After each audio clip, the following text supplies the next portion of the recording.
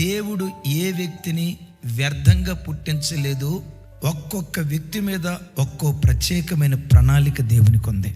నీవెవరివై అంటే ఓ కారణ జన్మురాలివి. ఓ కారణం చొప్పున ఓ తల్లి గర్భాన్ని ఎన్నుకొని ఆ తల్లి గర్భం ద్వారా దేవుడు నిన్ను లోకానికి పంపించాడు. నీవెందుకు పుట్టావో ఇప్పుడు నీకు అర్థం కాకపోవచ్చు. ఒకరోజు వస్తుంది, దేవా నన్ను ఎందుకా నువ్వు పుట్టించింది, నా మీద నీకున్న ప్రణాళిక ఎంత గొప్పదా, అయ్యో మీ ఆలోచనలు ఎంత గంభీరాలని పొంగి పొర్లే హృదయంతో గంతులేసే దినాలు తప్పకుండా ఒకరోజు దేవుడు నీ బ్రతుకులో అనుగ్రహించునుగాక. దేవుడు సృష్టిలో దేనిని వ్యర్థంగా పుట్టించలేదు. నా చిన్నతనంలో వానపాములను చూసి భలే బాధపడేవాడినమ్మా.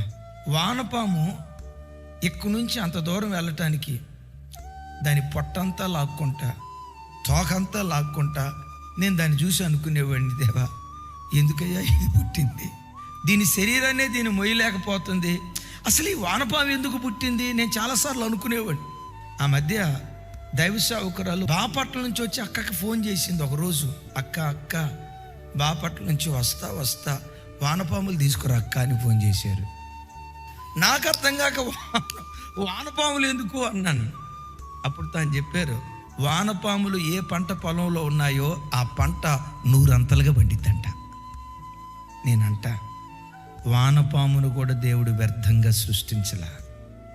వానపామునే ఒక అర్థవంతంగా దేవుడు సృష్టించినప్పుడు తన పోలికలో తన సారూప్యంలో దేవుడు నిన్ను పుట్టించాడే. నీ పుట్టుకు వెనుక ఒక మర్మం ఉంది.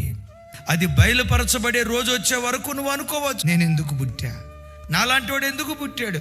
నిజమే, ఒక దశ వచ్చేదాకా నన్ను ఎందుకు దేవుడు పుట్టించాడో మనకు అర్థం కాదు.